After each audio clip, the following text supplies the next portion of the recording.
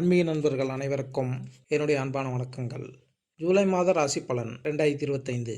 ஒவ்வொரு மாதமும் கிரகங்களின் நிலைகளை பொறுத்து பலன்கள் வேறுபடும். அந்த வகையில் 2025ஆம் ஆண்டின் 7வது மாதமான ஜூலை மாதத்தில் நிகழும் கிரக பயிற்சிகளால் பல மங்களகரமான யோகங்கள் உருவாக உள்ளன. அந்த யோகங்களால் ஜூலை மாதமானது மேசம் முதல் மீனராசி வரையிலான 12 ராசிகளின் வாழ்க்கையில் ஒரு சில மாற்றங்களை கொண்டு வரப்போகிறது. உங்களுக்கு 2025ஆம் ஆண்டின் ஜூலை மாதம் எப்படி இருக்க போகிறது என்பதை தெரிந்து கொள்ள ஆவலாக உள்ளதா? கீழே 12 ராசிகளுக்கும் ஜூலை மாதத்தில் எந்த மாதிரியான பலன்கள் பெறப்போகிறார்கள் என ஜூலை மாத ராசி பலன்கள் கொடுக்கப்பட்டுள்ளன. உங்கள் ராசிக்கு 2025ஆம் ஆண்டின் ஜூலை மாதம் எப்படி இருக்கும் என்பதை இந்த பதிவில் காணலாம். கிரகநிலை: தனவாக்கு குடும்பஸ்தானத்தில் சுக்கிரன், தைரிய வீரிய ஸ்தானத்தில் சூரியன், குரு சுகஸ்தானத்தில், புதன் பஞ்சமஸ்தானத்தில், செவ்வாய் கேது லாபஸ்தானத்தில், சனி ராகு என கிரகங்கள் வலம் வருகிறார்கள். 2/7/2025 அன்று லாபஸ்தானத்தில் சனி வக்கரமாகிறார். 3/7/2025 அன்று சுகஸ்தானத்தில் புதன் வக்கரமாகிறார். 17/7/2025 அன்று தைரிய வீரியஸ்தானத்தில் இருந்து சூரியன் சுகஸ்தானத்திற்கு மாறுகிறார்.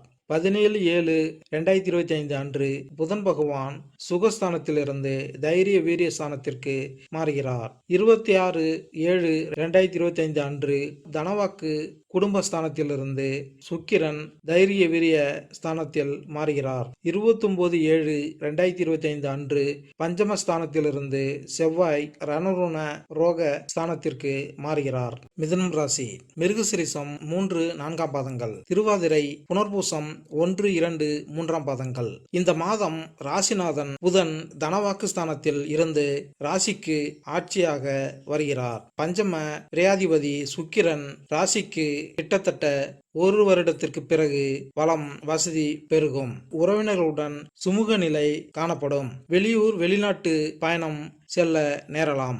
நீண்ட நாட்களாக இருந்து வந்த பிரச்சனைகள் தீரும். எதையும் செய்து முடிக்கும் சாமர்த்தியம் உண்டாகும்.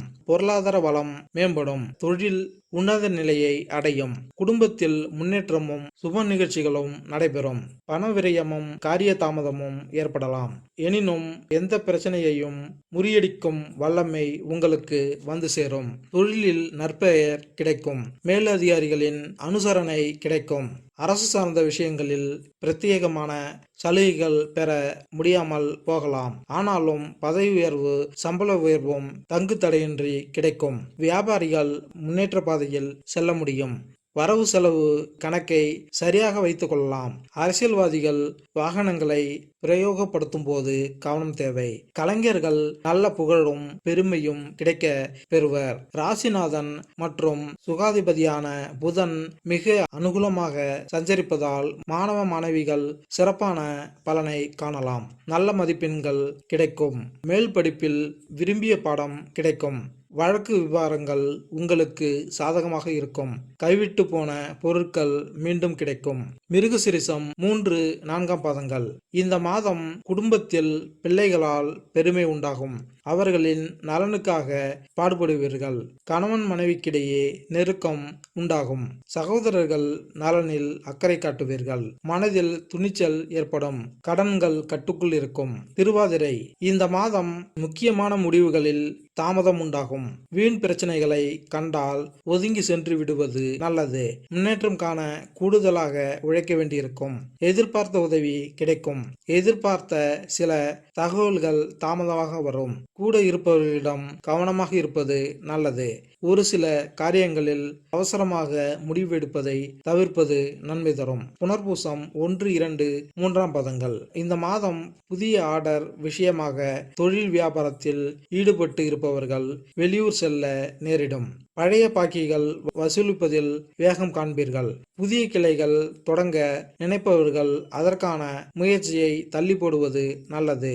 உத்தியோகத்தில் இருப்பவர்கள் அலுவலக வேலையை முக்கிய நபர்களை சந்திக்க வேண்டியிருக்கும். வரும். கொடுத்த கடனை திருப்பி வாங்க முயல்வீர்கள். பரிகாரம்: புதன்கிழமை மற்றும் சனிக்கிழமைகளில் அருகில் இருக்கும் பெருமாள் ஆலயத்திற்கு சென்று வந்தால் நன்மை உண்டாகும். மேலும் இந்த பதிவு உங்களுக்கு பிடித்திருந்தால் லைக் பண்ணுங்க, கமெண்ட் பண்ணுங்க, மறக்காம சப்ஸ்கிரைப் பண்ணுங்க. நன்றி, வணக்கம்.